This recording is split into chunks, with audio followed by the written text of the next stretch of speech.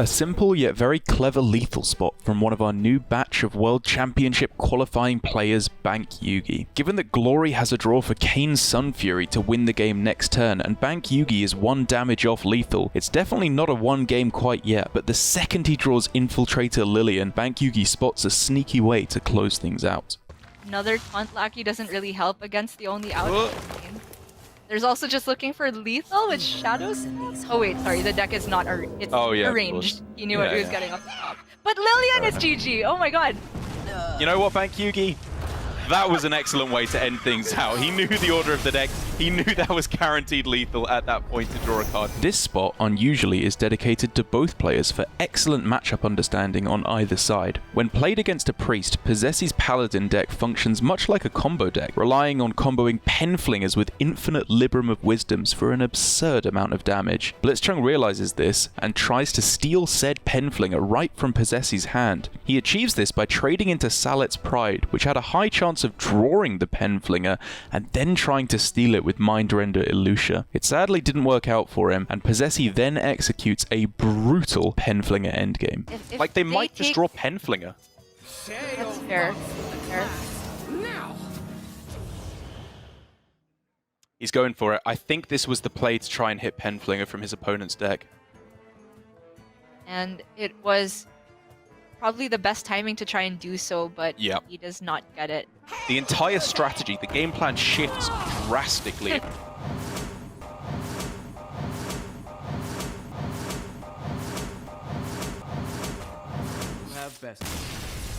GG.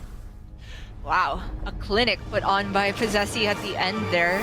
Highlander Rogue did not have the greatest of outings this week in Grandmasters, and I'm not convinced that we'll be seeing too much of it in the upcoming Masters Tour. However, Bank Yugi shows us that despite its inconsistency, it can pull off some quite insanely broken turns, like this one that comes as a result of combining Lawkeeper Polkel and Wondrous Wand to absolutely explosive results. Oh wait, that's a big deal now, because Bank Yugi was relying on the Krunks off of Galakrond to be active.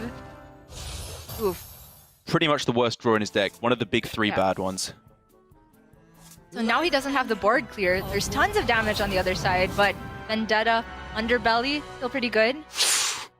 Oh, he could just get freeze right now off of the Malagos. I mean, oh no wait, he's already played a spell. He can't get Flame Strike with Malagos.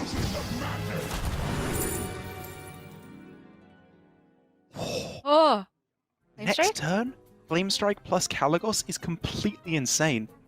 Yeah, that just blows up their board, and then you go Vendetta this turn, you taunt up, and, you know, quite unlikely to die on the spot here, I want to say. Super unlikely. I think he's just got enough.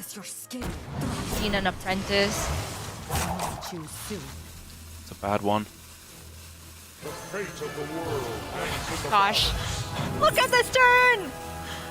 Oh Bank Yugi did this in, like, week 1, I think? Yeah. With the Galakrond Rogue, it was not Highlander, so it was more designed to do something like this consistently, but he's put it together in the Highlander Rogue too. It's not always the flashiest plays that are the best, and one such easy to miss but nonetheless powerful play comes in the first 2 turns of Alutemu's Demon Hunter up against Flurry's Rogue. By keeping Blade Dance in the mulligan, I'm sure he was imagining he would be using it to clear off a big mid-game board, but Alutemu shows excellent adaptability by using it on turn 2 to deny a potential Greyheart Sage, a lovely play in the series that kept him from relegating out of Grandmasters. Oh, it could! But, I guess I was thinking about what's the downside if there is no Greyheart Sage, which is you just have a relatively slow turn of Chaos Strike, but I guess that's not even that bad in this matchup. If Flurry's not doing anything, then Alutemu is winning. You know to expect long games from Yala, but when his second game versus Psycho lasted almost twice as long as the entire semi-final between Surrender and Tom 60229, you know something crazy has occurred, which is exactly what we got from this Rogue vs Priest. Psycho seemed out of the game right from the start, but stuck it out, won back the board and generated enough value to survive to fatigue, at which point Puzzlebox offered him a Togwaggle scheme to survive even longer, but finally at the end with a hand of 10 unplayable cards, Psycho concedes and Yala was still able to grind out the win and go on to win the entire season. mean, step number one is you have to decide whether or not you just want to replay Onyxia, which, like I said, like if this happens, then this happens. Oh yeah, okay. But Big trade transforms, nice. Having had that one turn of it just being in play, now he can drop it down, get the evolve. Okay. The Altruist is insane. Now a secret for the bounce. What? What was this turn, Raven? Where did this come from? It all comes from the back of the generous mummy. We've been doing it wrong all along. It wasn't a mage secret. You could argue about just playing Carter.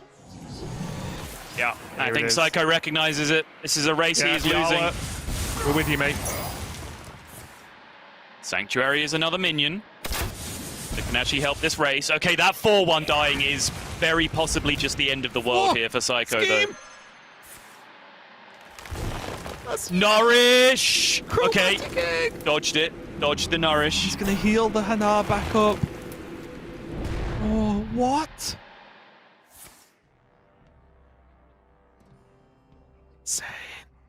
Chromatic just egg, not scheme playable. chromatic eggs. Could just scheme chromatic eggs, yes. I suppose that is a thing he could do. It's better than scheming Hanar, right? There's 13 with the dagger this turn. Yala doesn't die next turn, therefore Psycho dies the turn after. That's a game, man. Sometimes justice, Raven! Sometimes there is justice in this game!